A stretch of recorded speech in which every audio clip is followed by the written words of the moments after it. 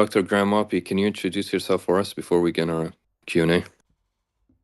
Hi everyone, my name's Graham Oppy. I'm a philosopher at Monash University in Melbourne in Australia. That'll do. That's beautiful. So we shall begin with our first.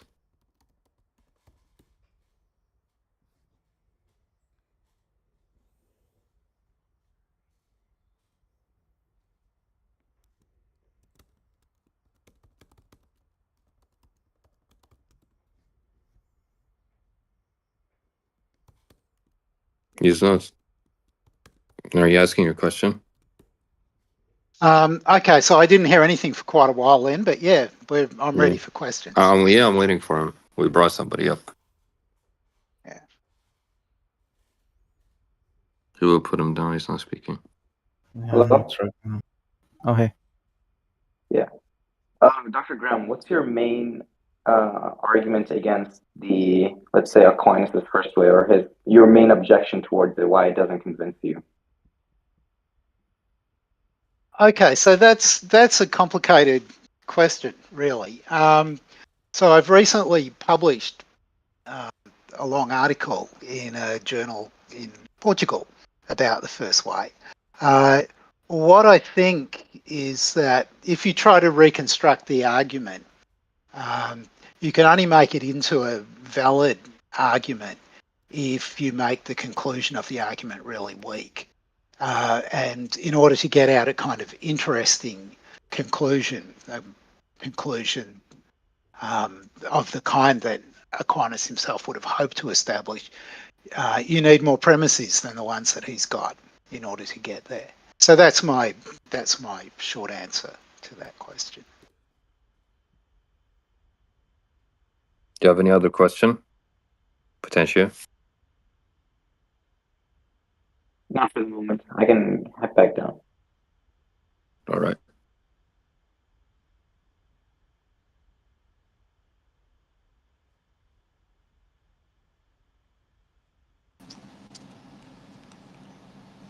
Hello?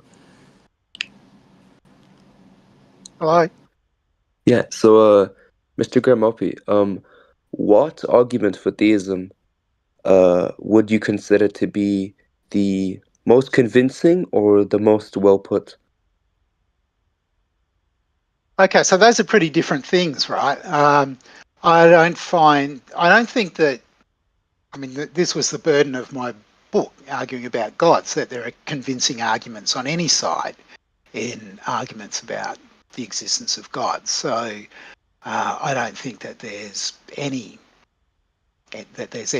convincing argument for God, against God, for suspending judgment about whether there's God, and so on. Which arguments are interesting or which ones are well put? Well, lots of them. I find ontological arguments as a category really interesting. I wrote a book a long time ago now about ontological arguments and distinguished a whole lot of different sorts and thought that there are interestingly different things to say about all of them. Amongst the ontological arguments, I particularly like Gödel's argument.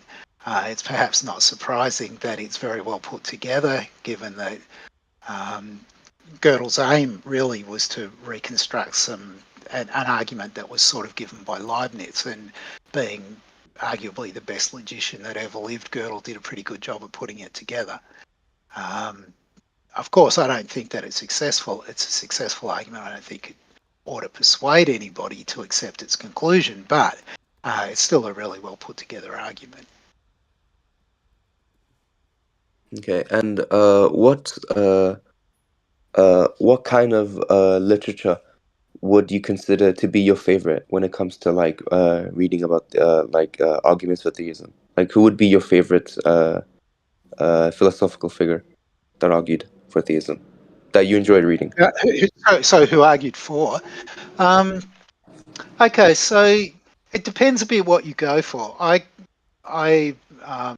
think that Richard Swinburne's book, The Existence of God, is a pretty good book. It's pretty well written and it sort of hangs together well, And he makes a sort of argument that's the kind of argument that I would prefer to make, namely a cumulative case argument, where he tries to bring in a whole lot of different considerations and argue that together they support the conclusion that he favours, in his case, that God exists.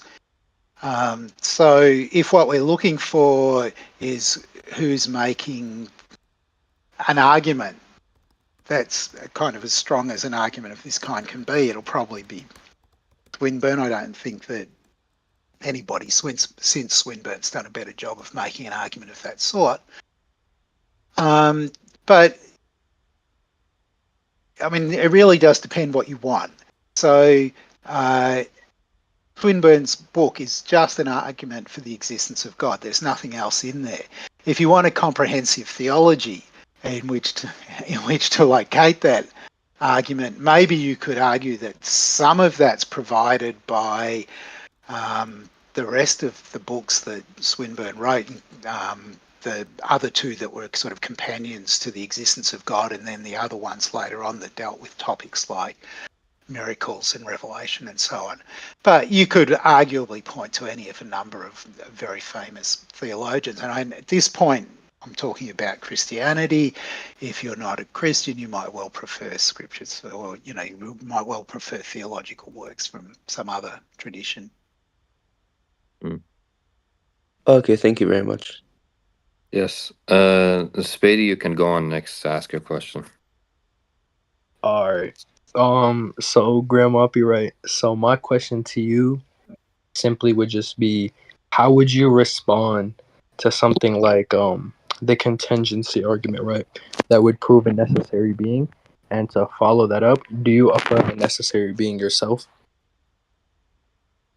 Okay, so one way of responding to the argument is to do the second thing, to just say, sure, there's a necessary being. And if you're not going to be a theist, if you're going to be a naturalist, you're going to say, okay, so whatever exists as the initial part of causal reality, that's a necessary being. I kind of like that idea. I've been playing around with it for the last 15 years or so. And I think that has the makings of a good response to the contingency argument. If you kind of really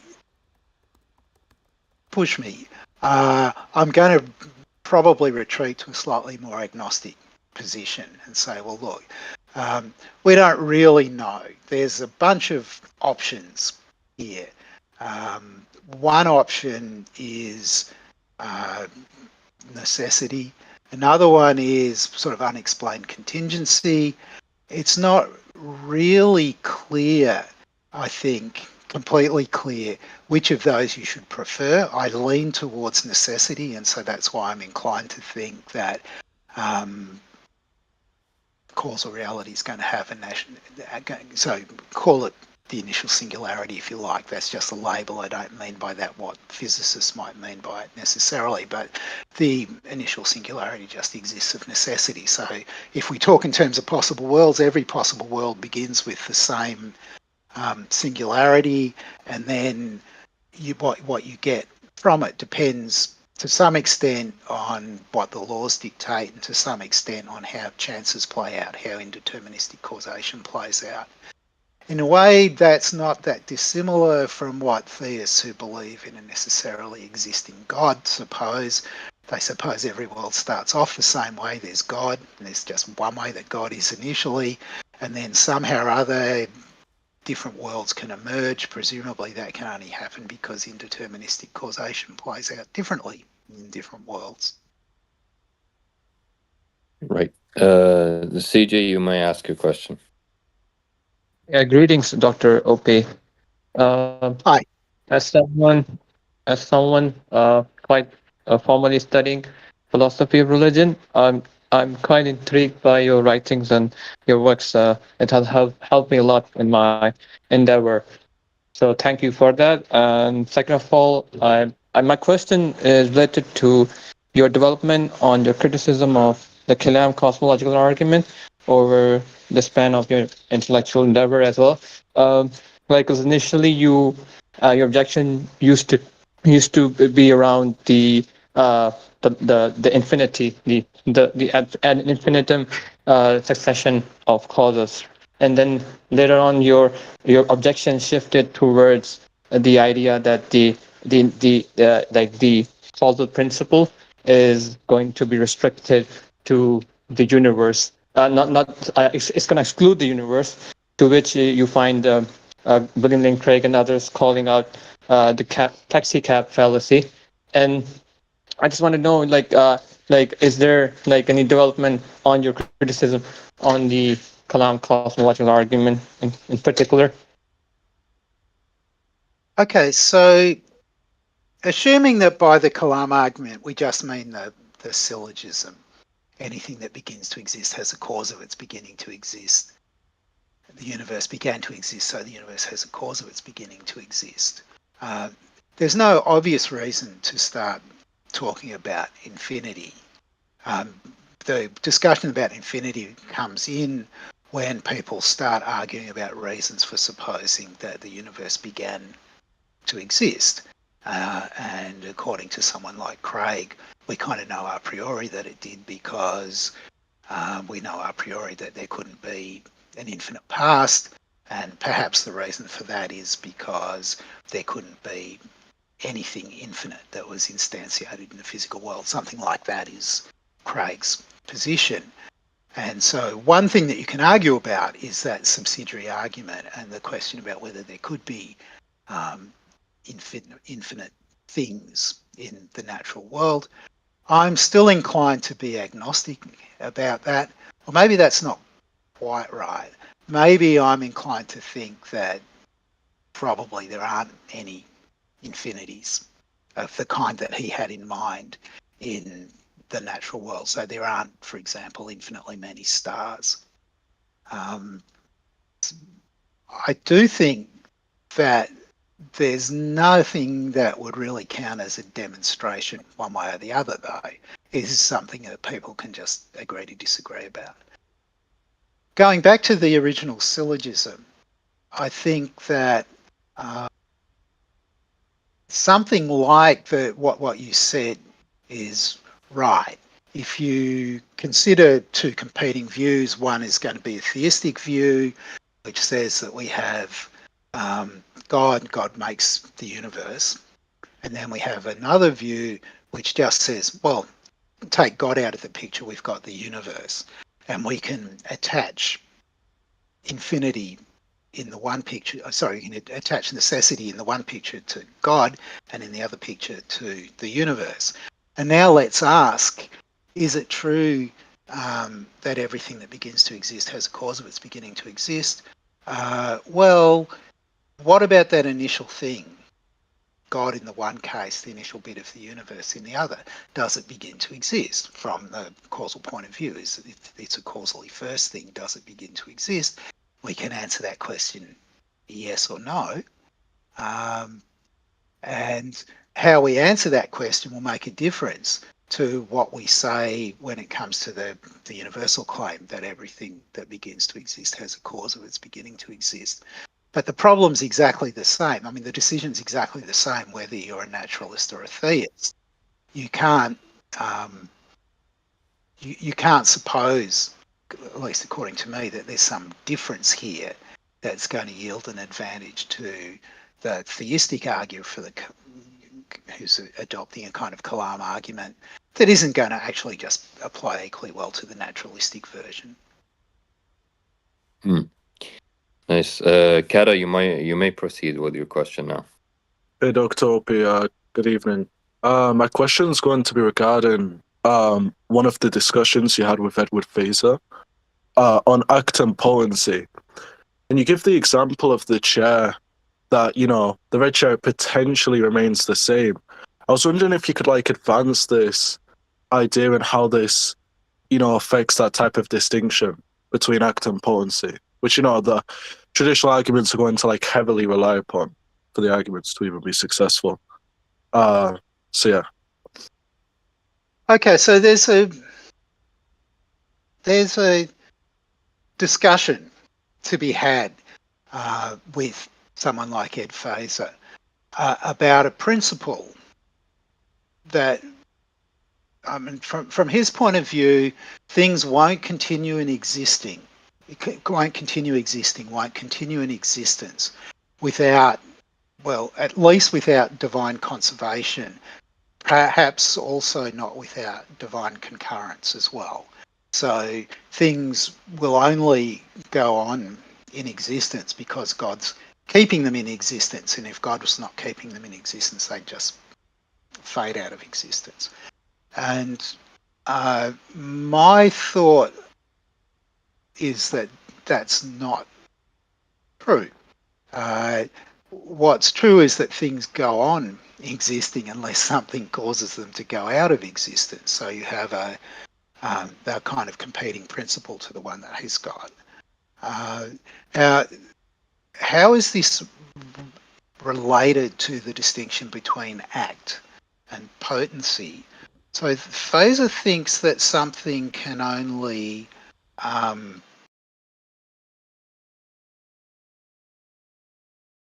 So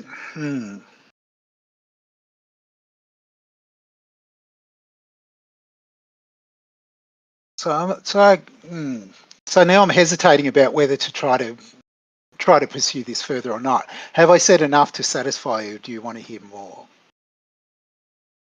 I mean, I'm satisfied either way. It's on your own prerogative, right? If you'd be happy to further advance it, or take any other further questions. But yeah, I mean, that seems fine. I'd be happy to hear more, though. It's up to you. Yeah. Okay. I'll leave it there. All right, Fallen, you may ask your question now.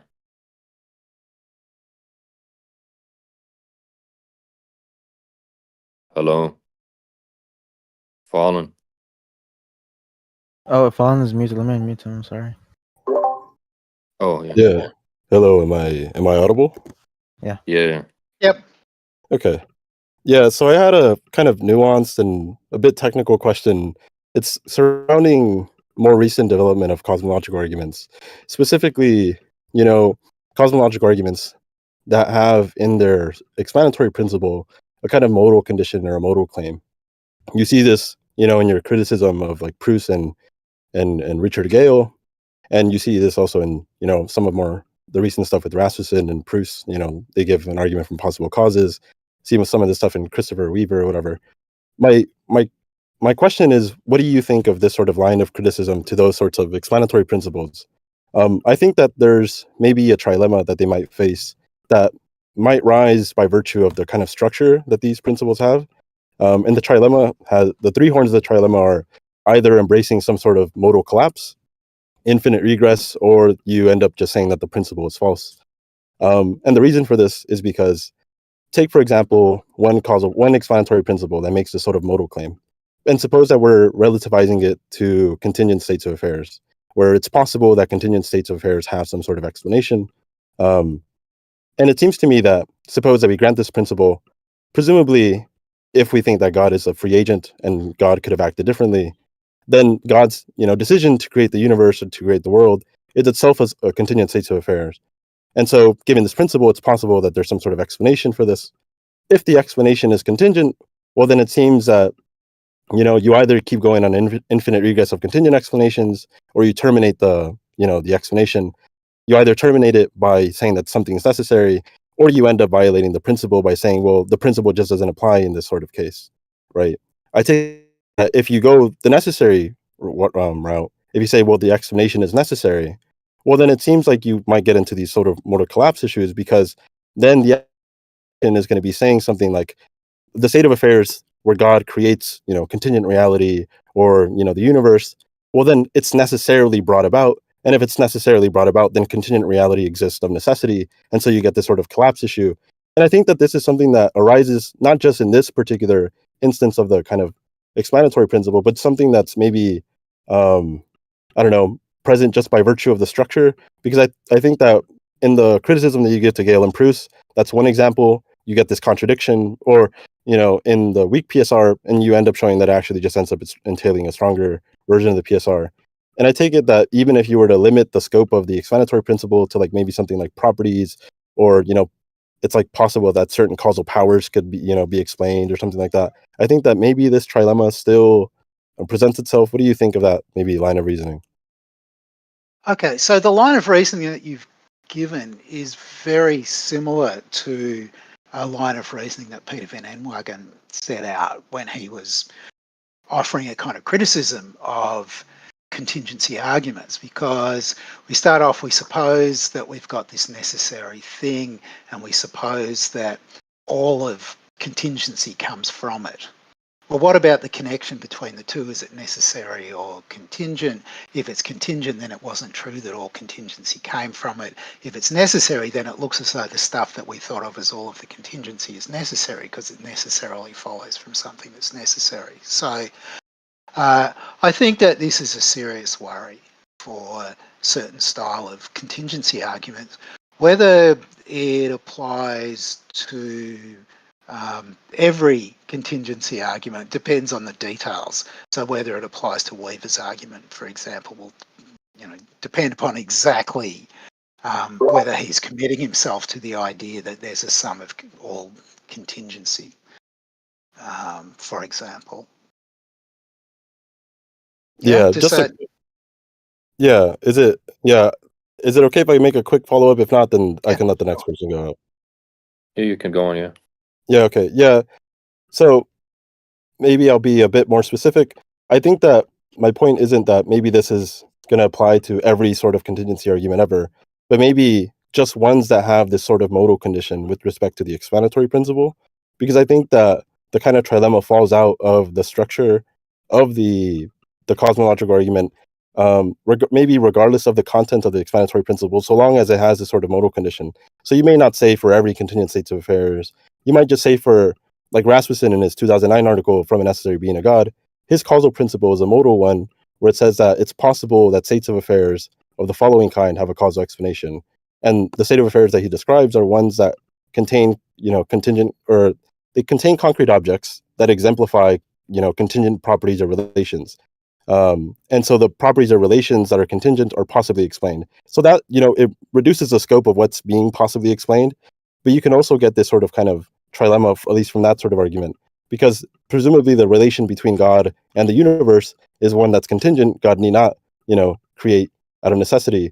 Or maybe he does on some views, right? But I mean, that might be reason to reject those views. And so I'm saying, even if you minimize the scope, do you think, I guess with that clarification, I don't know if that helps or if you still have the same sort of.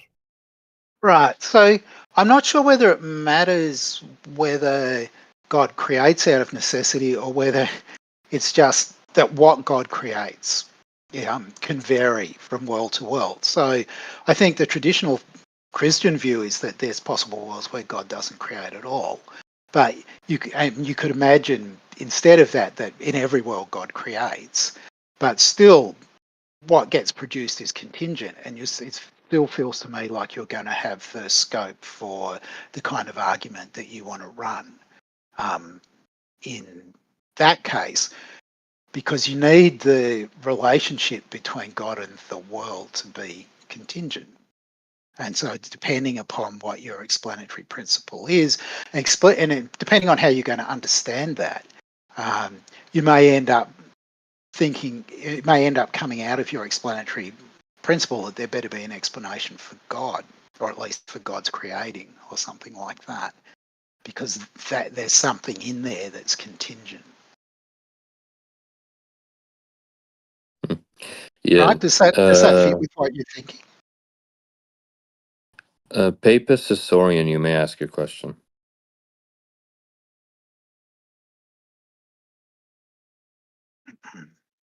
Hello, doctor. I have a question. Is a hand an accident? Like, Sorry, I didn't catch that. Yeah, is a hand an accident?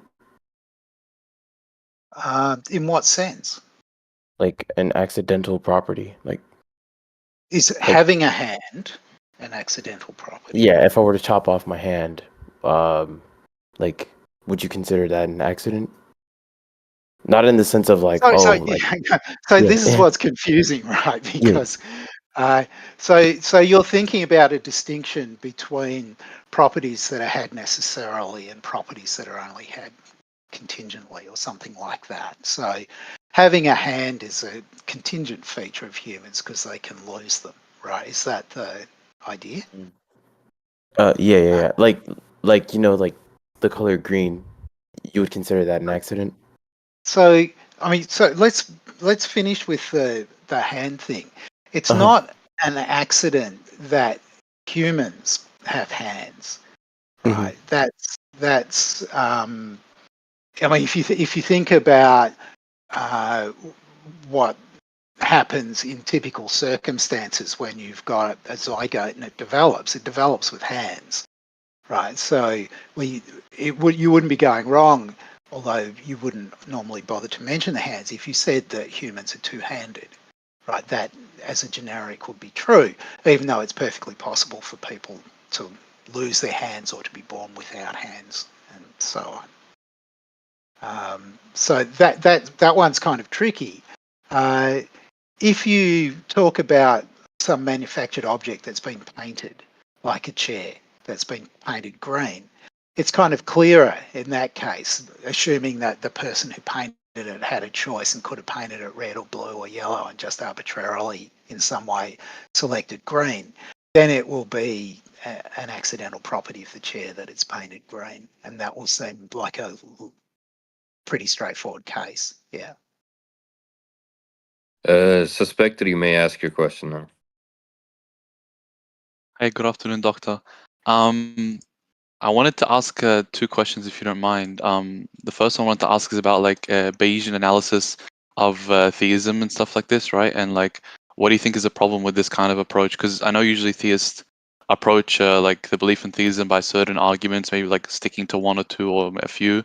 But like a Bayesian analysis like would not necessarily hold to that like one argument is follows and actually leads to the conclusion, but rather an accumulation of arguments and evidences, would lead us to the proposition of theism being more probable. And also the second question I wanted to ask is, what do you think about the hard problem of consciousness and like the lack of explanatory power under like a naturalistic or materialistic worldview, or if you even think like that is the case, So yeah, those two questions. Okay, so those are great questions, and they'll take a while to answer. So I'll start with the first one. I said before that I like Swinburne's argument in the existence of God. So, of course, Swinburne gives an argument that's both a cumulative case argument and it's Bayesian. He works with very straightforward subjective Bayesian approach. I worry about whether the Bayesian approach is the right way to go. In my own work, when I've formulated a cumulative case argument, I've tried to do it not as a Bayesian argument, but as an argument from dominance. Right, an argument that goes like this. On the one hand, naturalism is simpler than theism. On the other hand, there's no evidence, so long as you sort of partition the evidence properly, on which naturalism gives worse explanations than theism. So given that when we're choosing between theories, we have to manage this trade-off between keeping the theory, the commitments of the theory as small as possible and explaining as much as possible. In that case, if what I said was right, it would be clear that naturalism was the better theory, and we didn't need anything from Bayesianism in order to get there. That's not to say that the argument would be evaluated differently if you're a Bayesian. You would think that somehow or other the simplicity would be built into the priors, and so the prior probability of naturalism would be a little bit higher, and you would think that the explanatory power would be built into the likelihoods, and it would just turn out in every case that the likelihood of whatever the evidence was on naturalism was just slightly higher than on theism, and so overall that you would get the same answer. Right, so it's not clear that it matters very much. And it would if I was slightly wrong. So suppose there were some cases where theism gives better explanations. Well, then the argument from dominance won't work. And if you want to make an argument work there, you probably would have to resort to some sort of Bayesian approach. And remember from the beginning, I don't think there are any good arguments here, so I'm not fussed one way or the other. But that's probably enough on the kind of the basic. Yeah. Yeah. On the other thing, so the other thing was about the hard problem. So I'm very skeptical that there's a hard problem. I am pretty confident that we should just be kind of identity theorists of the form that, in the form of the identity theory that was given to us by Jack Smart. I think that people overestimate greatly the problems that identity theorists face. So I'll just put it like that. And maybe you want to come back with something else at this point. Yeah, I mean, I'm not particularly familiar with like the terms like identity theorist and stuff like that, so not really much to come back with. Maybe you can elaborate on that. Okay, so I can elaborate on that.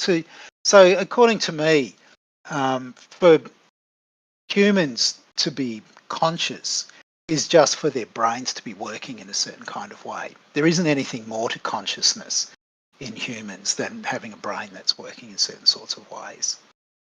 Right. So consciousness just turns out to be, I mean, it's a property, in the first instance, it's a property of organisms, right? So there are lots of conscious organisms. We have good reason to think that in particular it has something to do with, if not their brains, then their brains plus their central nervous system, right? Something like that is where we would locate consciousness.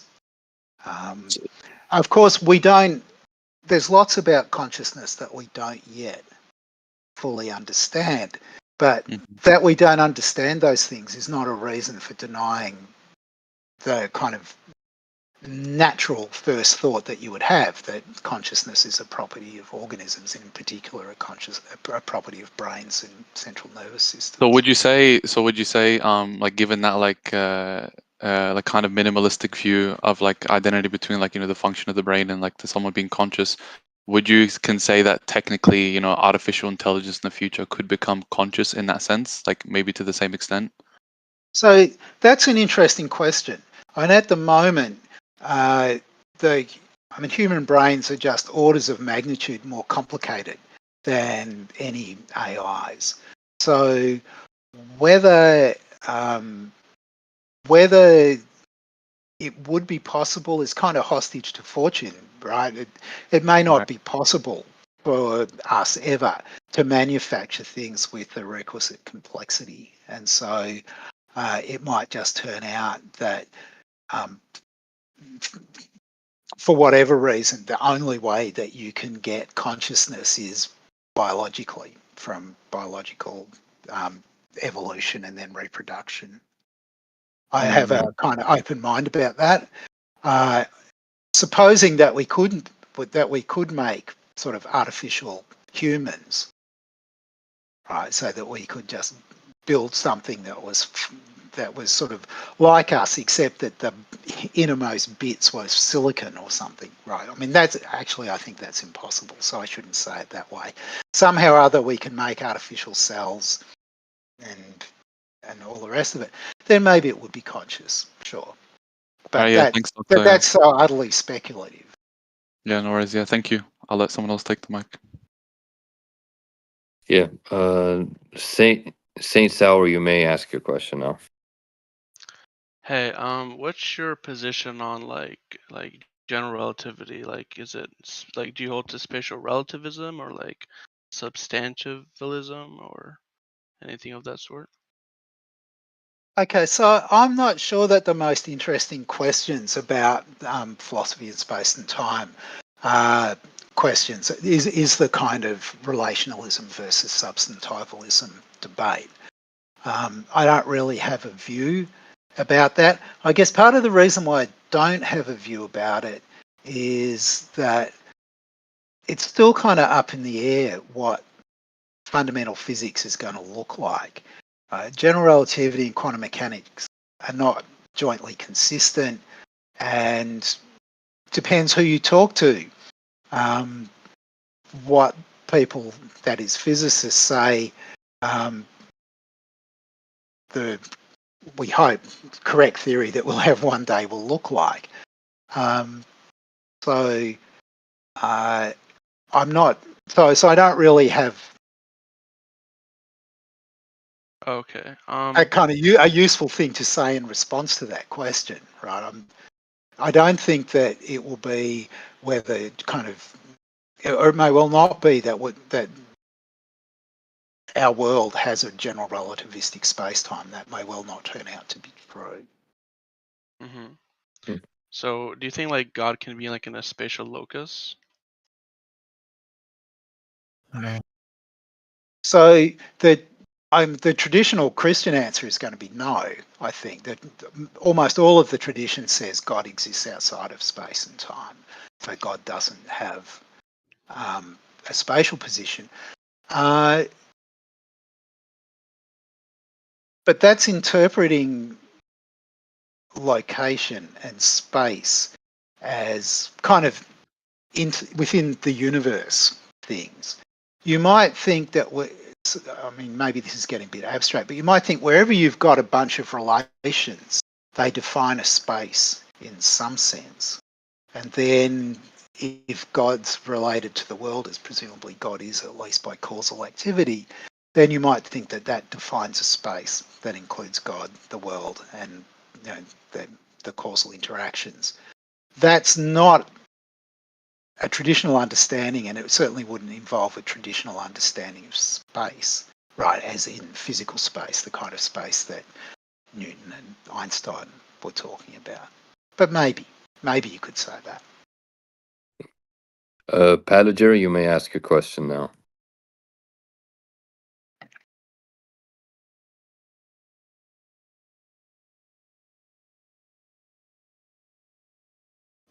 Mott. Yo, Palager, you there? Yo. Oh, I was talking. My bad. I was on push to talk. Okay. Assalamu alaikum to my Muslim brothers and sisters. Professor, I wanted to ask you, if you affirmed multiple attributes within ADS, would it be considered polytheism? Sorry, I didn't understand the question. If you affirm multiple attributes within ADS, would it be considered polytheism?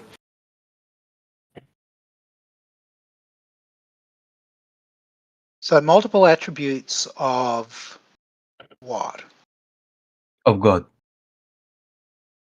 So so the question is, if you think that God has distinct attributes, is that polytheism? Was that the question? No. If you believe that God's attributes are identical to him, meaning that God's attributes are God, and there's many attributes, would that be considered polytheism? Okay, so let's start with this. So according to polytheism, there are many gods. And the alternative to that, which we'll call it monotheism. Monotheism says there's one God. If you take the traditional doctrine of divine simplicity, the kind of traditional Christian medieval doctrine, and it's present in other traditions as well, take it seriously, then there's only one God, because there's only one, and here the terminology is a bit tricky, but one, I'm going to use the word entity, even if you don't like it, only one entity in which there's no distinction. There's no real distinction between essence and existence. No real distinction, therefore, between property and existence. No real distinction between properties. So someone like Aquinas is definitely going to say this is not polytheism, this is monotheism. There's just one God.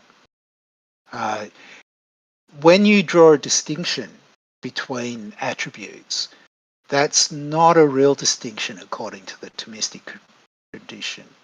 It's a kind of a merely conceptual distinction. So consider omnipotence and omniscience, supposing that those are attributes of God. According to the Thomistic tradition, there's no real distinction between them. So it's not that there are two attributes. There's just one attribute. Mm. I think Read. it would even be the purest form of monotheism. Yes. Sorry, say again. I said, I'm saying, like, I think ADS or divine simplicity would even be like the purest form of monotheism. So, I mean, it depends what else you marry to it, but you might well think that it's, I mean, if you take the ADS part of teachings seriously, right, then you end up with one, and then it's hard to know what to say about it, right? You might think it's a single, well, it's not clear what it is. I mean, some people might say it's a trope, some people might say it's a property, some people might say it's an object. It's really not clear what to call it because the identity, you're not supposed to be able to draw any distinctions between these ontological categories now when we're talking about this thing. So it's a kind of sui generis singular, right? Maybe that's all you can say. Reed, you may ask your question now.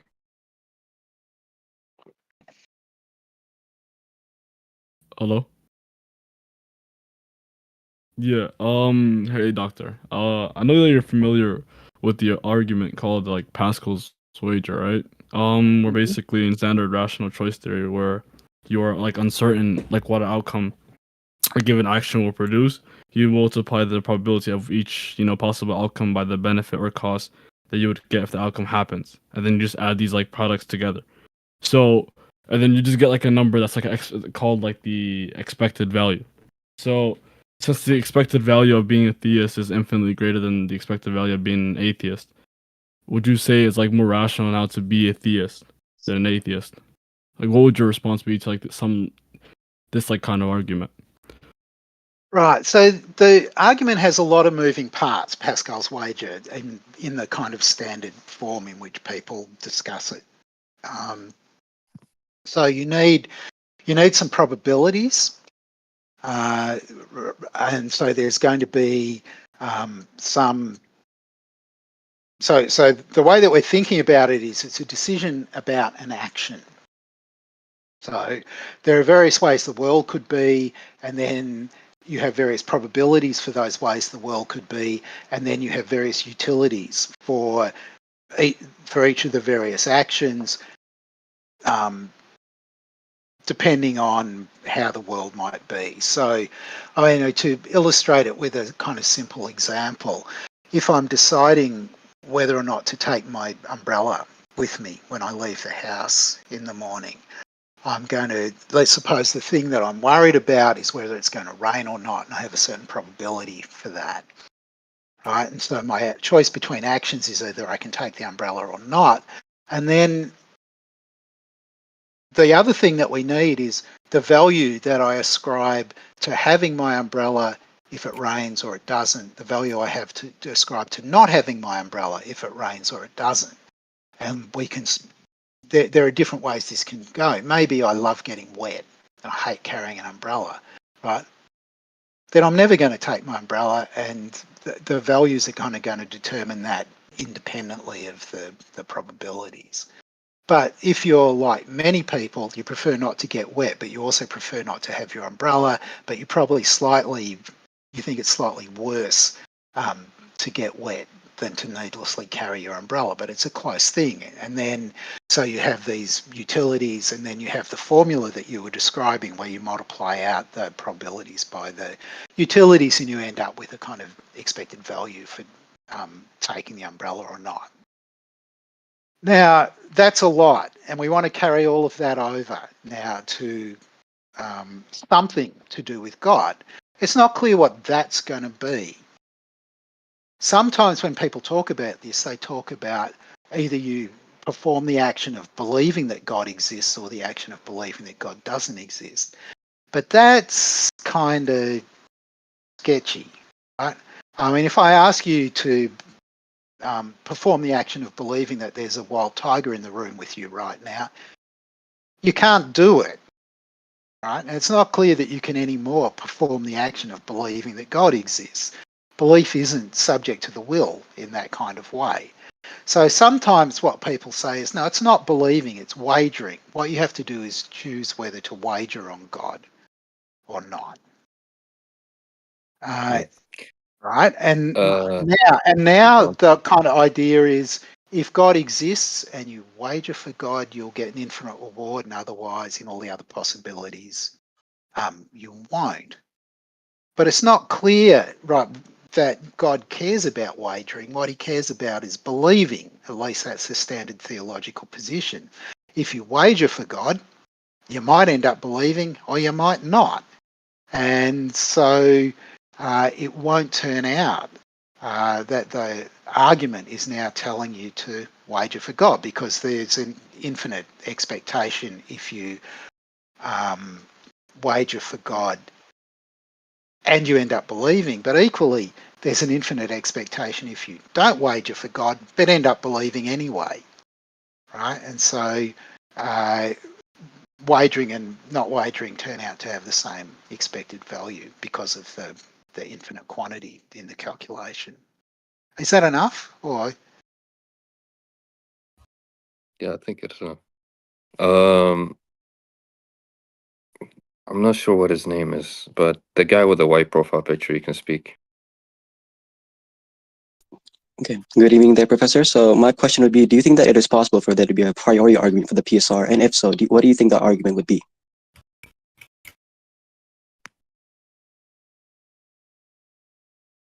okay, so I guess the first thing will be, there are lots of different principles of sufficient reason, some of which I think are just clearly false, and some of which are acceptable. Exactly what an a priori argument for any of those principles would look like is not super clear. Maybe it will help if we state some principles. So here's a kind of principle of sufficient reason. Everything that exists has a cause of its existence. Now that one's going to be, maybe there's a kind of a priori reason to reject that one. Maybe, right? If there's only finitely many things and causes of existence can't go around in a circle, I mean, and causes, if there's only finitely many things and causes of existence can't go around in a circle, there's going to be something that doesn't have a cause of its existence, right? So maybe you don't want that as your principle. What's a kind of weaker principle that might be plausible? Well, maybe something like this, that all contingent things that exist have a cause of their existence. Do we know that a priori? I don't know. I'm not inclined to think so, but maybe you could make an a priori argument for that. Christberry, you may ask your question. Hello? Hello? Hi. Yeah, we can hear you. Good evening, Professor. Yeah, I have two questions. My second question is a yes or no question. So my first question is, I was wondering your thoughts on the distinction between the causal ordered series per se and the causal ordered series per accidents. And Aquinas' first and second way arguments for God's existence, he would use the causal ordered series per se and argue that it cannot go in an infinite regress. So I was just wondering thoughts on that. Okay, so I think that from the point of view of the validity of the first way and second way arguments, it's really not going to matter whether you're thinking about the causal series being ordered per se or per accidents. But from the point of view of soundness, it will matter. And it's helpful to talk about examples. So in a series that's ordered per se, the idea is that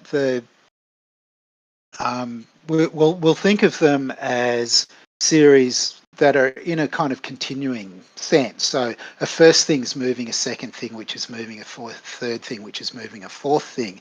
And if the first thing were not moving the second thing, all the rest of the motions would stop. So a typical example from the tradition, it's probably in Thomas, but I don't know, it's certainly in the Thomistic tradition, is someone who's got a stick.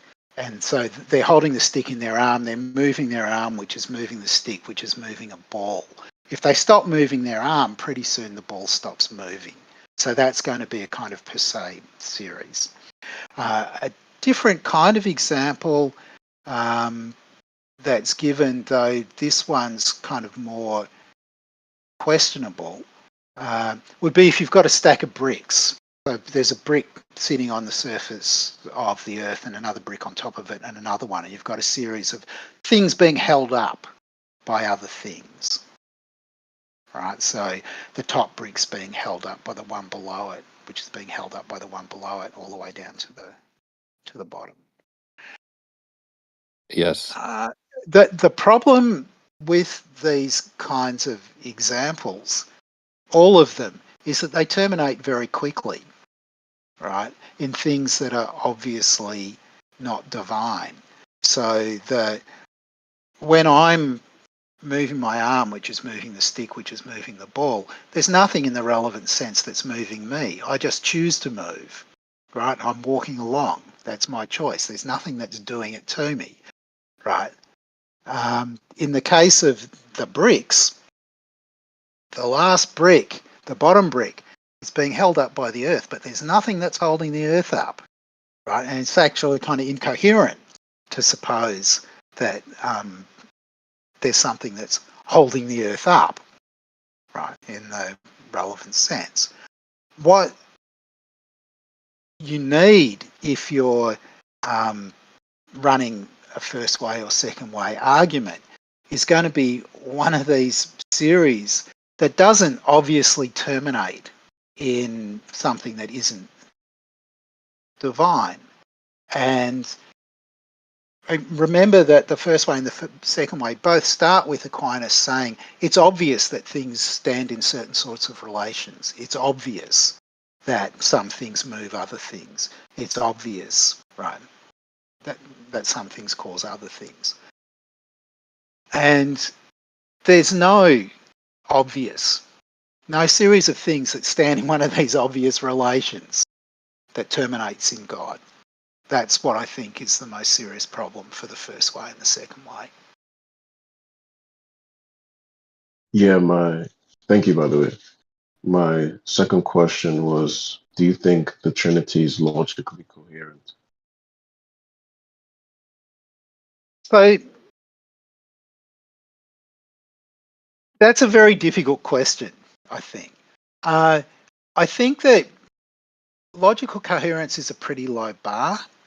And so probably I should just say yes, you can jump over that bar and believe in the Trinity. But even lots of Christians sort of accept that it's pretty hard to understand the Trinity. So I have students who come to me, they're honours students in philosophy who want to do honours projects on the Trinity. And what they're interested in is trying to work out some coherent account of the Trinity. It's kind of odd that they're doing that, you might think, unless there really was a problem there about the coherence of the theory. It's certainly not easy for people outside the Christian tradition to really make sense of the doctrine of the Trinity, I think. Yeah, the Trinity is impossible. Friction, go ahead, you're next. All right. Hi, Professor Oppy. Just a quick question. You've talked here and, of course, elsewhere about simplicity as a theoretical virtue. But naturalism, as you construe it, it's not just that it's simpler and that it posits less, but it's simpler in the sense that it asserts that there is less compared to theistic alternatives, all else equal. And I'm just wondering if you have much to say on like why you would prefer theories which assert that there are fewer things, all else equal. I mean, is it just a taste for desert landscapes, or is it something else? So it's not really a taste for desert landscapes, because it's not a preference for theories that absolutely say that there's less. We're talking about theory choice. And if you're choosing between two theories that are explanatorily equal, except that one of them postulates some extra stuff, what you're admitting is you've got no reason for believing in any of that extra stuff, given that there's no explanatory advantage that's being procured. So really, what's going on here, it's closer to Occam's razor. Make your theories no more complicated than you need to, where the kind of need to here is cashed out in explanatory terms. Only postulate as much stuff as you need to explain everything that needs explaining. That's how I think about it. Right. So it's definitely not. It's not Quine thinking. Ideally, you just don't want to populate the world, your theory of the world, with anything if you can get away with it. That's not it at all. Right. Do you mind if I just do a quick follow up? Yeah, sure. Yeah, I guess the thought is that like, okay, but then wouldn't the better theory be just the one that says there is the natural world, but doesn't deny that there's a God or something apart from it? Like, in other words, why take the further step of saying the natural world is all there is, like affirming the negative existential of gods or other things apart from that? Well, if what I said was true, it's just the situation that I described. There's a whole bunch of stuff you've got. There's a whole lot of stuff that needs explaining. You postulate a bunch of stuff to explain it. God's not in the list of stuff that you invoke. Someone else has a theory that postulates all the stuff you do, doing all the same explanatory work, and also postulates God. There's no reason to go along with them in that postulation. Your theory, you should only postulate stuff that you need, so you should deny it. Now, I grant that you might think that there's a kind of opportunity here for agnostics, that you might think, well, maybe there's all this stuff, right? Because it's not just God. There's an endless amount of stuff that we can postulate beyond the natural world. There's no end to it, right? All kinds of different stuff. And if you're going to suppose that you should just be agnostic about all that stuff, what else more there might be, that will just land you in the position of agnosticism, right? One of the difficulties that you'll face, though, is that you can describe all kinds of non-naturalistic stuff where those things contradict one another. So you can suppose that there's God, but you could suppose that there's a soul created God, but a soul perfectly good created God, and you can suppose that there's a soul perfectly evil created God, right? Now, I suppose you could be agnostic about both of them, right? If you want, but you certainly can't think that both of them are going to be there. Okay, yeah, that's good. I guess I was just I'm kind of just getting at like why affirm the negative existential or prefer the theory which affirms it than just I don't know, one which is silent on those questions.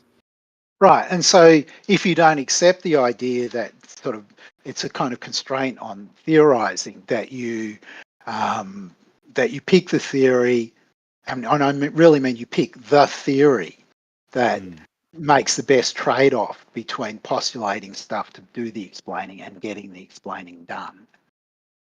If you accept that point, then you are going to say, no, right? We have no need for those further posits, so we just don't believe in them. Right, but there's a difference between not believing in them and denying them. Sorry. So, yeah. but here's what we affirm. Here's the true theory, right? We're going to do that now. And as I said, maybe you don't want to follow me in that, but that seems to me the right way to go. Okay, thank you. Kata, you may ask your question now. Well, this is just a question from YDP in the comments for you, Dr. Oppy. And he's asking how you understand Aristotelian branching, immodality, and the motivations for working under this type of view. So yeah, if you could possibly go over that. Yeah, thank you. Okay, so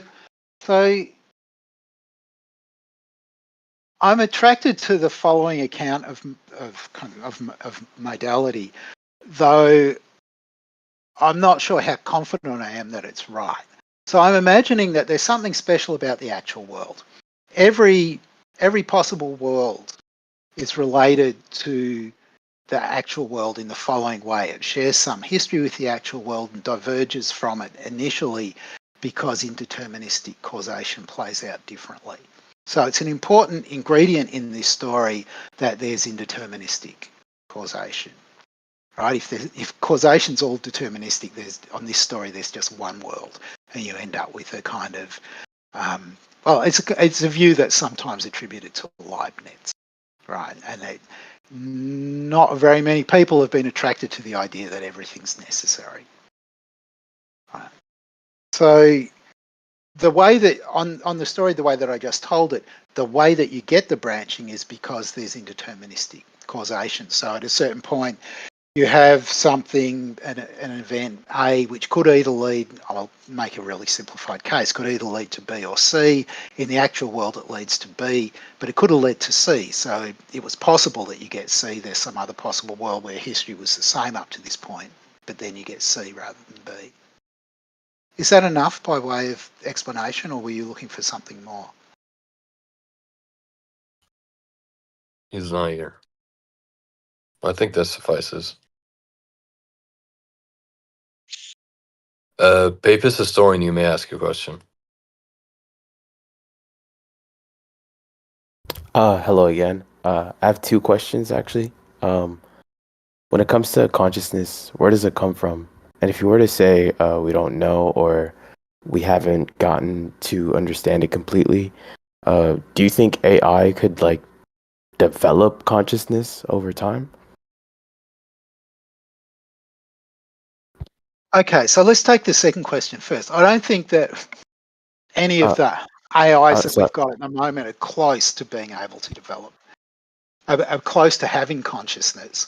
And I don't think that the kinds of things that we've got that we call AIs are the right kinds of things to be conscious.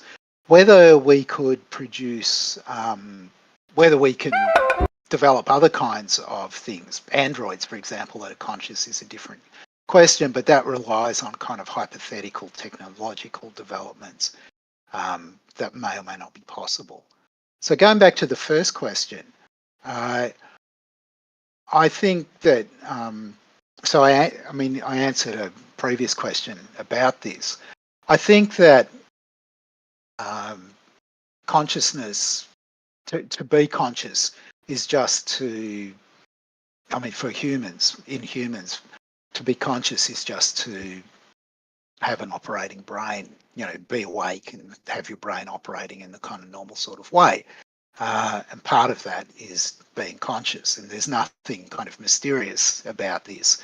So there's no real answer to the question, no further answer to the question, how did we become conscious, or what makes us conscious, or something like that. And if you look at our evolutionary history, and you wonder where consciousness first enters into the scene, it's got to be a long way back, 500 million years or more. I think that there have been things that are conscious crawling around on the planet. And you don't need lots and lots of neurons, maybe only a few hundred, in order for consciousness to be part of what you've got.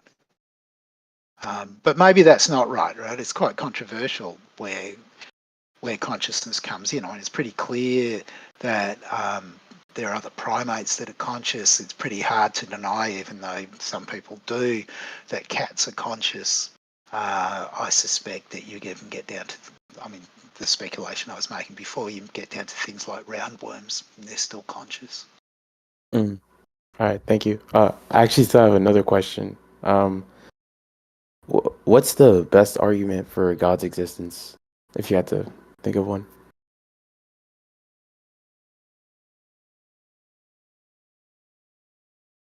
So it depends a bit on what your criterion for goodness is.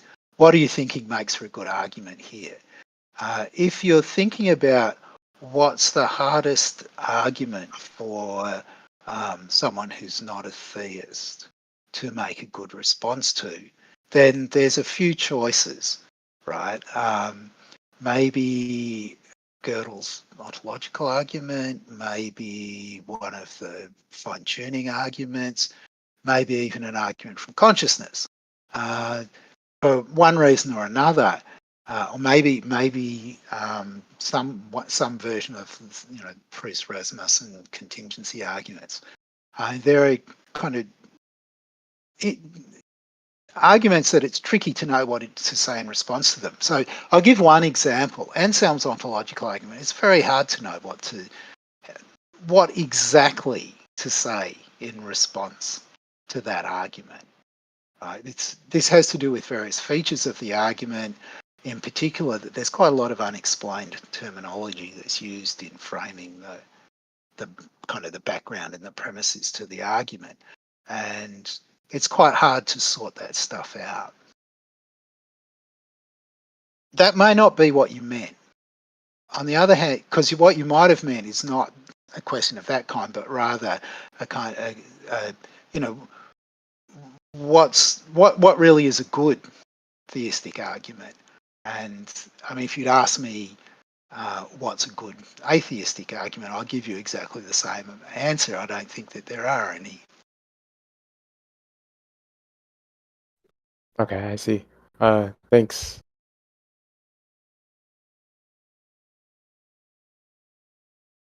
CJ, you can ask now. Yes. So Dr. Oppy, my interest is in Rasmussen's map or model argument from beginnings, right?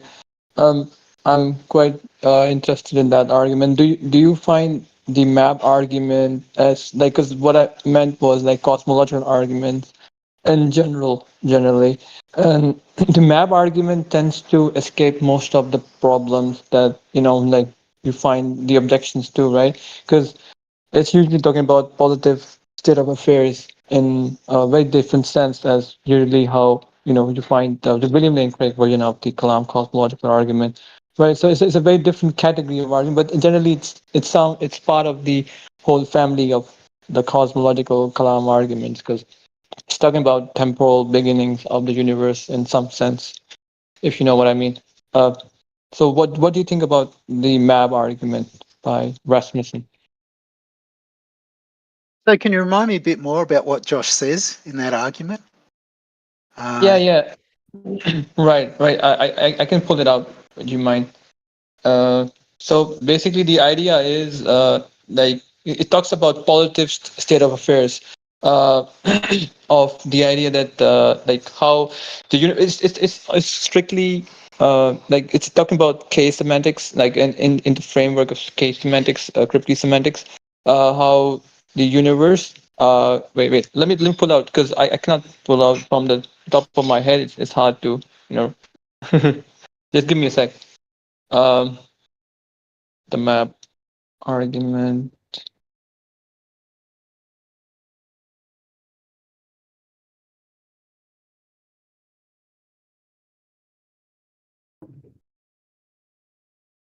Right. So the argument goes something like the Collar principle is for any positive state of affairs S that can begin to obtain, it is possible for there to be something external to S that causes S to obtain.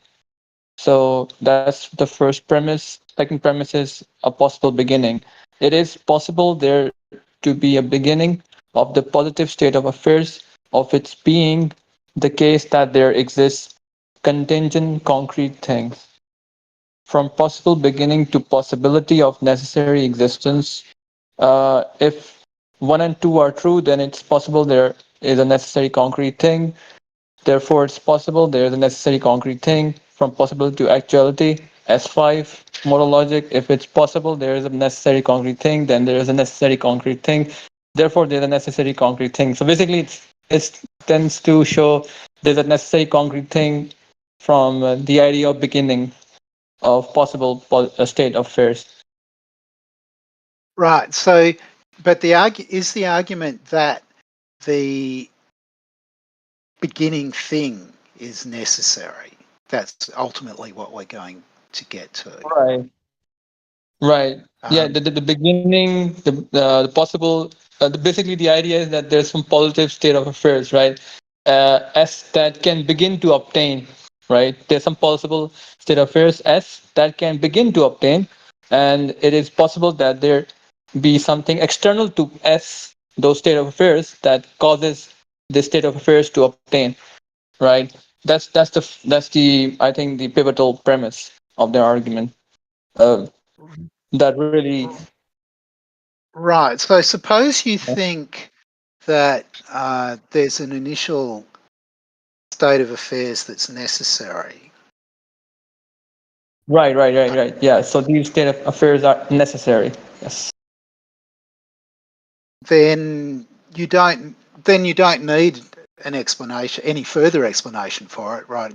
It happens because it's necessary, and there's no explaining why things are necessary. So I'm curious how this is going to, how we're going to take this argument and apply it to, in the case of two theories. One is a kind of theistic theory where maybe there's an initial state of affairs that's necessary, but maybe it's contingent, depending upon whether you think that this initial state of affairs includes divine creative intentions or not, right? So it depends what you think's built into it. And the other one will be a kind of naturalistic theory where you think that there's an initial state of affairs involving an initial singularity. And again, there'll be this question about whether you think that it's necessary or contingent, right? So I'm kind of curious about this argument, about how it's actually, what it's actually going to tell you, depending upon the kind of theory that you adopt about what's there in the initial state of affairs. I'm really not sure whether Josh is thinking that in the initial setup where you've got God and there's some way that God is initially, right, that's necessary, or whether it's contingent, rather where the contingency enters at a later point when creation happens and there's all different possible universes that might be created, and one of them gets created, and maybe contingency somehow enters at that point.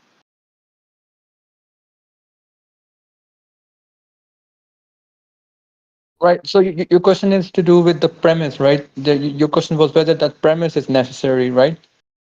So I guess my question is going to be about the first premise. I mean, maybe it'll be useful if you just say it again.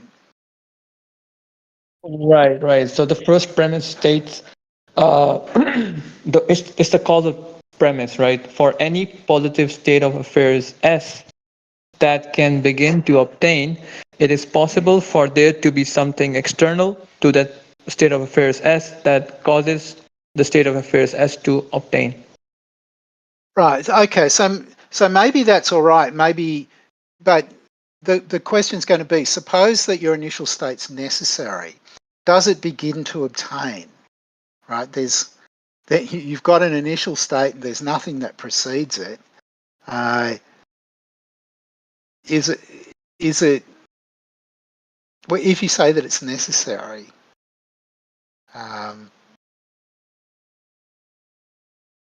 does it still count as beginning? Right, because you might, because I'm sure that Josh thinks that the initial state of affairs is one that involves just God, right? But he does think that there's an initial state of affairs. He doesn't think that there's a kind of infinite series of different states that God's in before God starts creating. He's thinking there's just this initial state, right? Does God begin because that's the initial state or not, right? Is going to be the question. Right. Potentia, you may ask. Hello, Dr. Oppy. So my question was pertaining to your thoughts on the guarantors of truth of abstract mathematical propositions, or just the truthness of statements or propositions that don't have any reference to experimental particular objects, right? What are the guarantors of the truth of those things, right? Because like mathematical propositions, they don't have any reference in particular to experimental particulars, right? So what are the guarantors of truth? And I have a second question. I'll follow up after you answer this one. Right. So some people think that all truths require truth makers. So, for a claim to be true, there has to be something in reality that makes it true. I'm inclined to think that that principle might be fine for contingent claims that are contingently true, but it's just false for claims that are necessarily true. If something's necessarily true, then it's just true no matter what. And if it's true no matter what, it doesn't need anything to make it true. So there isn't going to be anything that makes it true. So my kind of first stab at this will be to say there's nothing that makes it the case that 2 and 2 are 4. That's because it's necessary that 2 and 2 are 4. And then I'll repeat this move for everything else that I think is necessary. I see. So you wouldn't, but these necessary truths, right? They don't have, or they're not grounded within some sort of particular physical object or anything. So you would accept the existence of, I guess, immaterial, abstract entities. No, I don't. I said there isn't anything, and I meant to specifically exclude abstract objects. I would prefer, though I don't know whether I can do this, I'd prefer to be a nominalist. I would prefer to say there are no abstract objects of any kind. And I would like to be able to repeat what I said about numbers, right, in the case of every other candidate abstract object. I see. Okay. And the second question was that what are your thoughts on, I guess, I don't know if you're familiar with Lloyd P. Gerson's, a lot of the criticisms he brought up against naturalism in his book Platonism and Naturalism and the Possibility of Philosophy. He brought up that the exemplary forms that Platonism proposes, right, are ontologically necessarily prior principles that grant intelligibility to the lower realms of intelligible objects, right? Like the distinct essences. The only way that these are intelligible is because there exist these prior exemplary forms that these beings that are in the lower realms participate in. So I would like to know some thoughts on that. Yeah, so I don't believe any of that metaphysics. What I'd like to say talk about properties is that it's kind of convenient way of enabling us to say things that would otherwise, we wouldn't be able to say that, we could sort of point at them. So my analogy is with truth. Some people think of truth as a kind of real property. Quine said, that's not right. We have the word truth only because there are certain things that we can say very conveniently if we have the word truth that we couldn't say otherwise. So consider the claim that everything that the Pope says is true, right? If we don't have the word truth, we have to do something like quantify over propositions. For every proposition, if the Pope says that proposition, then that proposition, something like that. Which gives you kind of infinite quantification and abstract objects propositions, which Quine didn't like. Right? But having the word true enables you to just evade that. And I want to say something similar about property talk. Property talk enables you to say certain kinds of things that you couldn't otherwise say without invoking the kinds of things that Quine thought was disreputable. So consider the claim that Napoleon has all the attributes of a great general, all the properties of a great general. It would be nice if we could say exactly what the properties that go up to making a great general are, but we don't. We can't make a list. We can't complete this definition. For any XX is a great general if and only if, and then you list in the properties. And so what we say instead is that we allow ourselves to say things like somebody has all the properties of a great general, but that's just a way of saying, it's just a sort of way of kind of filling in what we'd be able to say instead if we could give a definition of a great general, because then we would just say X has these properties and then just list off from the definition what the properties are. So I think that talk about properties goes the same way as talk about truth, and you really don't need to suppose that there are properties, that there are abstract objects of any kind. Now, that's very speculative, highly controversial, right? But it marks a completely different direction from the direction that Gerson takes when he wants to insist that properties are prior to objects, in particular that essential properties and essences are prior to objects. I really, really don't believe any of that. All right, thank you.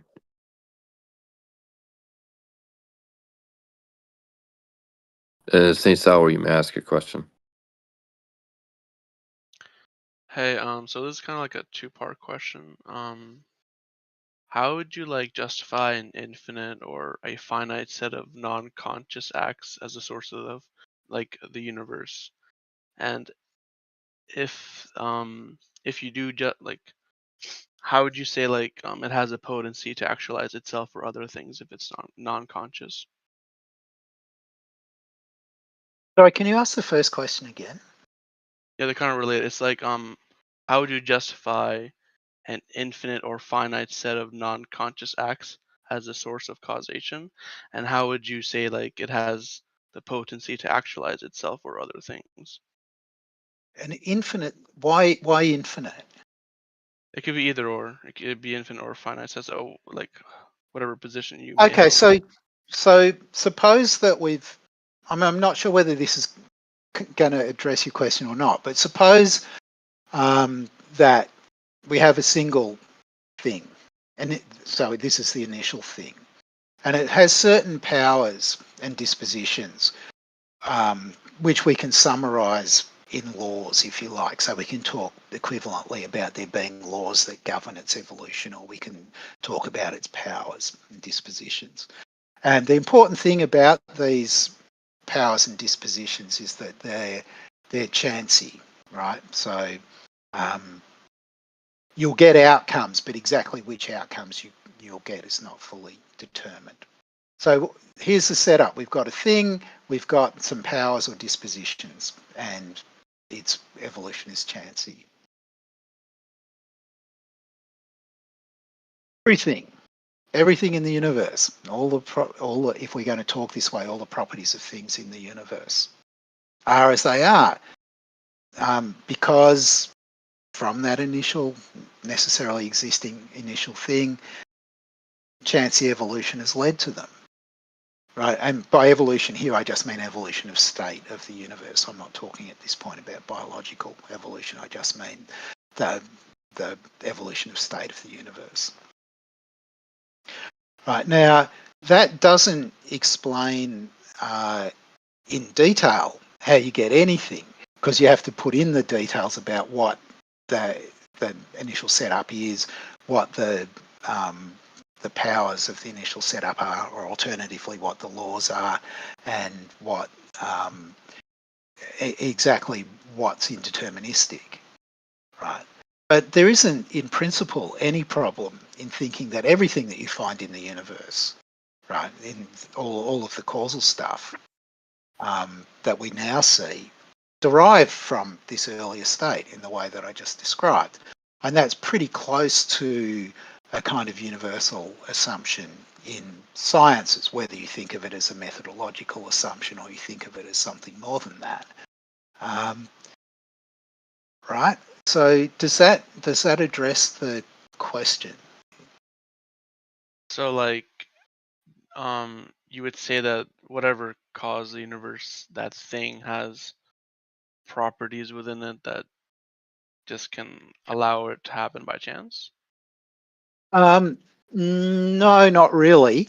I mean, a more familiar way would be to say we've got a kind of initial setup, and we've got laws, and the setup just evolves under the laws. It's just that the laws are not deterministic, right? So there's all kinds of things that are fixed, but there's some wiggle room, right? So the way to think about this is probably in terms of quantum mechanics. So we have an indeterministic evolution, but there's lots of stuff that we can predict, right? Despite the fact that the evolution is not fully deterministic. And everything, in principle, we can explain everything in terms of the laws and the initial setup and whatever I mean, you have to, if there's indeterminism, how the indeterminism plays out.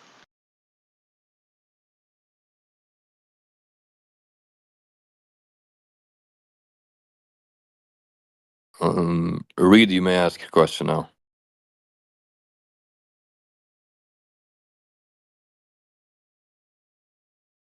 Hello. Yeah, I have two unrelated questions. One of my questions would be regarding, like, do you have a critique against Rasmussen's argument from arbitrary limits? What would be, like, the biggest critique that you have?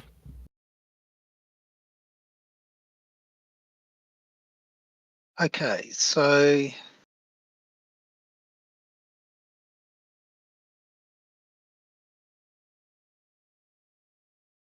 the answer to this question is yes. I remember writing to Josh about this, but right now I'm not remembering exactly what I said. So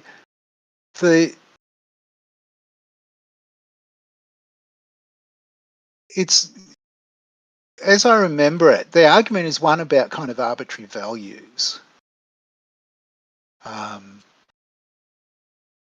Yeah, maybe you can help me by filling in a bit more of the argument. Yeah, one of the argument would be, like, whatever is limited has explanation. If whatever is limited has explanation, then possibly something is unlimited. So possibly something is unlimited. If something is unlimited, then it's perfect. If something is perfect, then it's necessary. So if something is unlimited isn't necessary, possibly something is unlimited, there is something that is perfect and necessary. So there is something that is perfect and necessary. Something like that. Right. So, Yeah.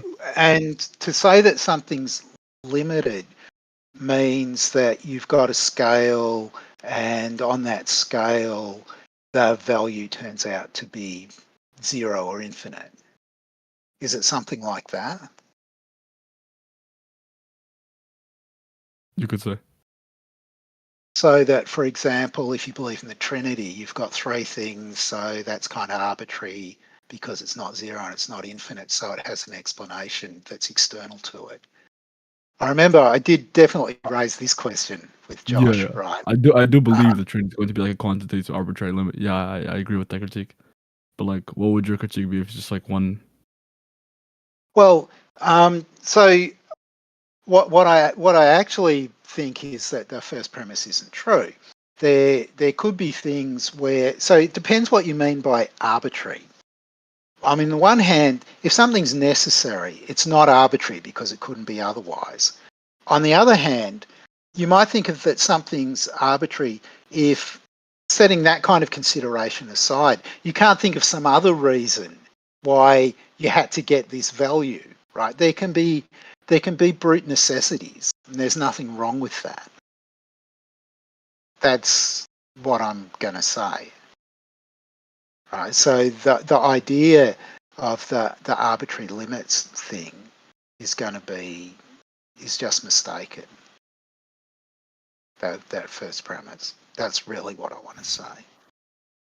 Yeah, then my second question will be regarding like classical theism, where they like posit where God is going to be like a singular, has like qualities like immutability and it's like transcendent of time. Like what would your like critique be against, classical theism? If you're like into that. Okay, so it depends what you mean. If you mean comparing it to other versions of theism, that's one question. If you mean why aren't I a theist in particular, a classical theist of that kind? I'll go back to the argument that I gave originally. It's because even though you say the thing you believe in is absolutely simple, it's still an extra thing that's not doing any explanatory work, according to me, right? So if I compare naturalism and theism, we're both committed to the universe and all the explanation of everything within it in naturalistic terms and so on. And I say, that's it. And you say, no, there's this extra thing. And I say, what else does it explain? All right. And it looks as though by my lights, there's nothing extra to explain. So that's why I don't believe in it. Right. The simplicity isn't, I mean, maybe this goes to a point that came up earlier. It's what matters is comparative simplicity. Absolute simplicity is not important at all, right? And so somehow thinking that if you could show that God was absolutely simple in every respect, that would do nothing by my lights to improve its believability as against, that is theism's believability as against naturalism. What you have to argue is that there's some stuff that's clearly data that requires that extra thing for its explanation.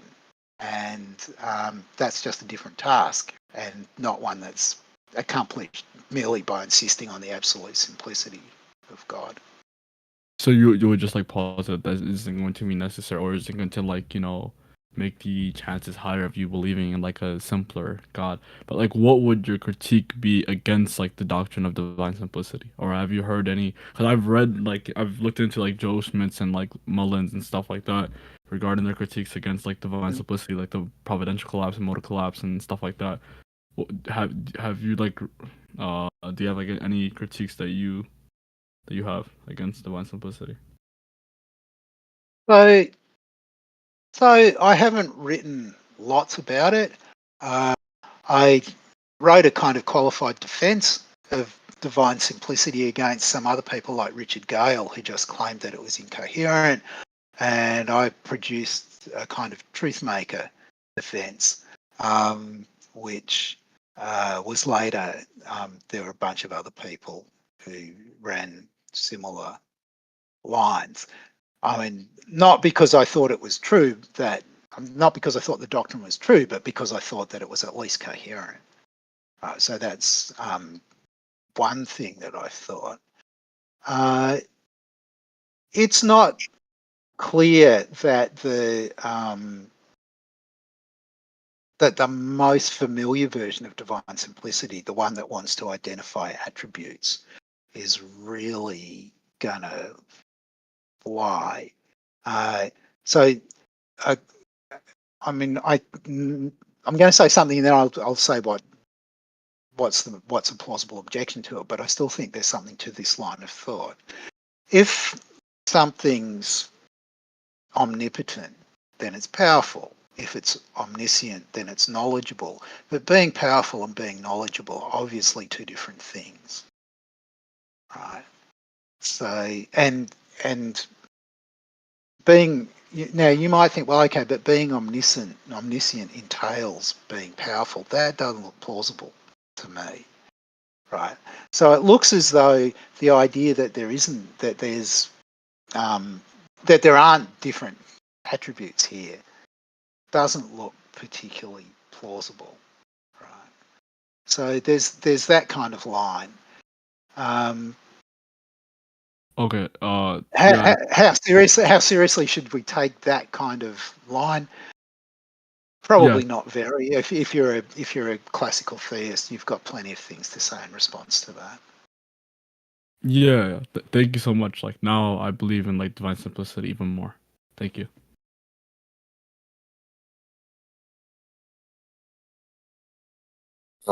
Happy go lucky, you may ask a question.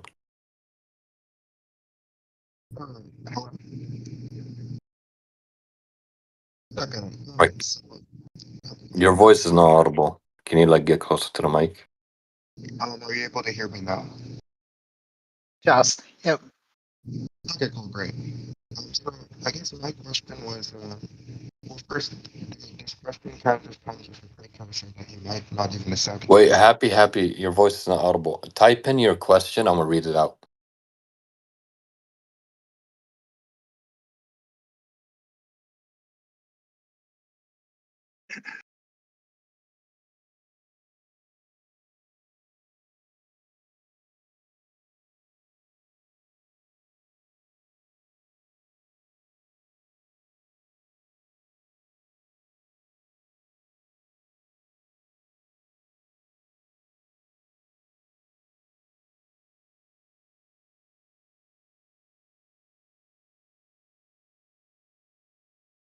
Okay. Wisepti, you can ask your question.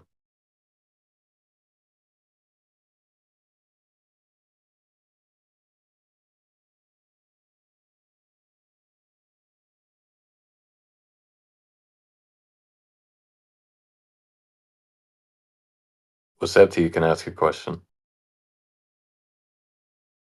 He's on here. Dynamic, you can ask your question.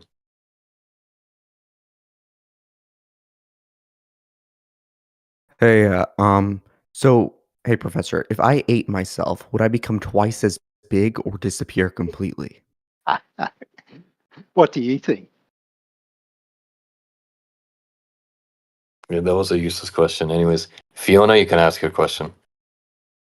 Okay, so hello. Somebody had a question. They were wondering if they could have a quick rundown on what accidents are in philosophy. What accidents are? Well, I don't know what he quite meant by that. Yeah. Okay. So there's a distinction between. So think of something. It can be anything. There'll be a distinction between two types of properties that the thing has. There are properties that it's got to have if it exists. So the following is necessarily true. If this thing exists, it has this property. So for example, if the thing's me, there's a certain genome, and it's necessary that anything that's me has that genome. On the other hand, there are properties that the thing has that it doesn't have to have, so it's not necessary that it has them. So for example, it's a contingent fact about me right now that I'm leaning on my standing desk. I didn't have to be doing that, but I am. And so that's going to count as an accidental property of mine right now. So that's the distinction between necessary properties and accidental properties. Is that the question that was being asked? I think, I don't know. Okay. Nightclaw, you may ask your question. Oh, thank you. Hello, Dr. Oppy. How are you doing? I came in at the tail end and heard the divine simplicity. From what I gather, the reasoning for it, and this is how I understand it, if we experience things as actually being unities, not just an arbitrary set of aggregates, the idea that there has to be this causal principle that relates them together. Now, the idea is basically this, that if the thing that unites it together is still a unified object, meaning it has parts, it's going to require something to relate its parts together. So that you can't have an infinite series of this, so you're going to have to end at something simple that has no parts. So the idea is that basically any unity whatsoever, if it is a unity, it's going to ultimately be grounded in something simple that has no parts. Now, I'm actually somewhat kind of convinced by that argument because I actually agree with the idea of an essentially ordered causal series for things like this, because this is something I see as kind of simultaneous. It's a derivative power. And given that, I'm going to get to something which is an essential unity, meaning it has no parts. So that's kind of how I understand it. So if I experience, and my kind of personal argument, it's kind of, let's say Kantian in structure, even though I know that he wouldn't allow me to go beyond the phenomena. So I take my experience as a unified consciousness and also experiencing objects in the world as unities. And from that, I'm going to ultimately get to something simple that has no parts that grounds all those. So what would be your kind of response to that? It'd be interesting to hear it, because to be honest, if I go to a lot of these Discord servers here, I don't think most people really even understand it. Yeah. Okay, so some people think that this is the right way to understand the first way, right? That if you think of something, there's got to be something else that unifies essence and existence in that thing, and then you consider that thing. Either it's simple or there's something that unifies essence and existence in it, right? And to ward off infinite regress, eventually you get to the thing in which there's no distinction between essence and existence, and that's God. As a point about the first way, if you pick something in the world like me, right, is there something that unifies essence and existence in me, in the world? It's certainly not obvious, and yet the first way starts with the claim that it's obvious to observation, right? So as a point about the interpretation of the first way, I think that this is a non-starter, right? What I'm going to say to you My is it's just person, my not, Neoplatonic one, not the Aquinas, is a Neoplatonic. yeah, it's certainly not going to work, because it just isn't true that where you've got something that's complex, there's something external that's sort of providing the glue to hold it together. There are complicated organisms, there are magpies in my backyard. There's nothing obvious to observation that's acting to hold them together, and which is such that if it weren't acting, they would just fall apart, right? So that would be my response. I would object to the argument at the very first stage. I'm quite happy to say that the rest of the argument after that looks kind of plausible, but it's the basic idea that you need unifiers, external unifiers for complexes that I don't accept. Well, what about mine? This is why I take that starting point, as I said, that Kantian one. So I'm starting with the synthetic unity of a perception, and even saying if the category is subjective, that I'm kind of projecting on experience, there still is the category of unity, and there still is that synthetic unity of a perception. I can even push that back one to have the unity of self-reflective consciousness as well. So these are clearly unities that we experience. There's no doubt about it that I experience myself as a unified consciousness, that I experience myself as having a different series of mental representations, and that there's a common subject that's having these. So I basically, that one can't be denied. But there's nothing external that's doing it, right? Because that was the idea was you were going to get this regress of things, each of which was unifying another, right? My claim wasn't there are no unities. My claim was there isn't a series of unifiers, and in general there aren't unifiers at all, right? So if you think about the stream of consciousness, there's me having one episode of consciousness after another, but there's nothing that unifies me and my episode of consciousness, right? So I actually kind of disagree with you. I don't think that that's a way of getting this argument started. The idea, the way that I would experience it, is that when I mean by external, what I could mean is that the whole is ontologically more than the sum of its parts. Like take, for example, you have cells which are composed of molecules, which are composed of atoms, which are composed of subatomic particles.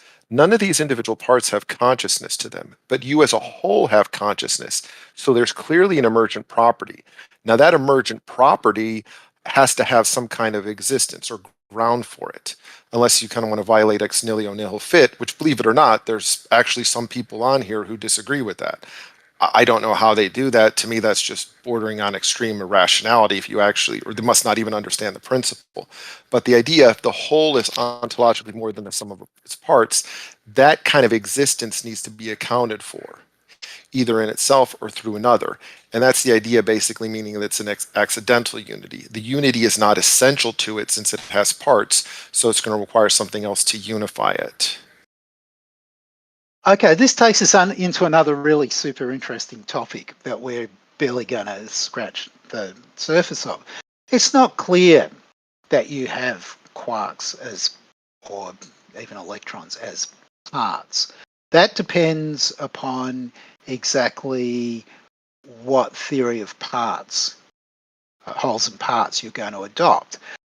If in particular you follow someone like Peter Simons, who thinks that the parts of things have to be functional, they have to make some contribution to the functioning of the thing, then you might actually end up denying that the quarks are parts. It's certainly true that they're co-located with you, but you might think that that's not enough to make them parts. And it's one very tiny thing to say. There's a whole lot more to say. I mean, your view relied on the idea that reality sort of comes in levels, and what happens at the lower levels kind of determines what happens at the higher levels. So that maybe what happens at the level of quarks just determines what happens higher and higher up. And if you deny that, your alternative is that there's this thing called emergence. I suspect that there's a kind of third way that disagrees with both of those claims. I think that I mean, there's a bit hard to say briefly, but I think that it's certainly true that you can, if you think about reality, you can consider different scales in reality. So you consider, if you consider a kind of region of space-time, you can consider what things are like within that region of space-time, if it's big enough at the level of galaxies, if it's small enough at the level of quarks, or even below. And then if you think about a thing that's kind of medium-sized object like you, there's a question about how you're related both to the galaxy in which you're contained and how you're related to the quarks, or the smallest things, if there are things smaller than quarks within. And you might think that when the universe is evolving over time, there are kind of constraints on the evolution. So I can't go anywhere but where the galaxy goes, and my quarks can't go anywhere but where I go. But there's no sense in which that means that there's some determination of what I do by what the galaxy does, or by my quarks of what I do. So there's lots. There's a lot more to say about this, but maybe this isn't the right time to go into it further. Okay, I just wanted one last question, if you could. What would possibly be the alternative between holism and reductionism? Or is that too much to go into? It's quite a lot to go into, because it depends what you mean by reductionism. Right? Okay. So one idea about reduction is kind of semantic, right? So you could, roughly, you could do economics in the language of physics, right? I think that's just false. Even in principle, you can't do that, right? So the world's not reductionistic in that sense. There's another view, which is what happens at the level of, say, electrons and neutrons and protons determines what happens at higher levels, so that you could kind of, I mean, maybe this is not meant to be semantic, it's meant to be ontological, right? But it's a sort of, you go where you go just because there are forces operating on all the particles, down at the micro level, and that the operation of those forces just is what drives you in a certain direction. I don't believe that kind of reduction either. Now, is it holistic? Well, that depends what you mean by holism, right? Can I ask one question? Because again, to a lot of people here, this seems to be gibberish. They say they can't understand it. I personally think they're playing a game. So if I tell you and I say I use Aristotelian metaphysical modality, and I basically say it has to deal with the capacity, power, and ability something has, and I understand that in further detail, I assume you're familiar with the concept of the real and subjective potencies, that given the degree of something's actuality, it has certain subjective real potencies. For example, I have the ability to move the stone with a stick. I have self-motion where the stick does not. So I want to ask you, do you find that language to be extremely unintelligible, those basic Aristotelian concepts? Because many of these kind of like atheist debaters in here will just do that anytime that you put any kind of language that doesn't work with the metaphysics. They'll just say, well, that's gibberish. For example, where's script user at? He claimed that that was gibberish, that Aristotelian metaphysical modality. Now, you might disagree with it, but I think it's completely understandable. If I just use the word capacity, power, and ability, clearly you're going to understand it, right? So I think that that in philosophy, it's important to distinguish certain kinds of criticisms that you might make of the positions of other people. Saying that someone holds a view that's impossible, couldn't possibly be true, is, I think, something that most people, perhaps everybody, is going to be driven to eventually. This is particularly clear if you think about debates about the existence of a necessary God, right? Either it's necessary that that God exists or it's impossible, right? There's no intermediate ground. And so saying that someone's view is impossible is just going to be required. And there's nothing kind of rude or insulting. No, I'm talking about the idea that they're saying concepts. They're even saying capacity, power, and ability is a gibberish concept. They don't even understand basic words in the human language that a small child would understand. By the way, script user was doing that. Yeah, that's basically. But I was going to get to that. Like accusations of irrationality or incoherence or saying that people are talking gibberish probably should be avoided as much as possible. They're doing it as a cheap debate tactic. That's basically it. So there's tons of people on here. That's their whole scheme. Script user, happy-go-lucky, just complete cheap debate tactics to dodge and not want to deal with the point. That's it. But it might be a kind of language thing, though. Like they might just think, and this could be right, that it's impossible that those categories have application. Right. Now, that's something that you could legitimately argue about. Yeah. All right. That was it. We've passed almost 2 hours, and yeah, that was it for the Q&A. Dr. Graham, Oppy, I hope you enjoyed your time. What a beautiful event. Thanks for asking me on. Yes. Everybody can VC in public VC.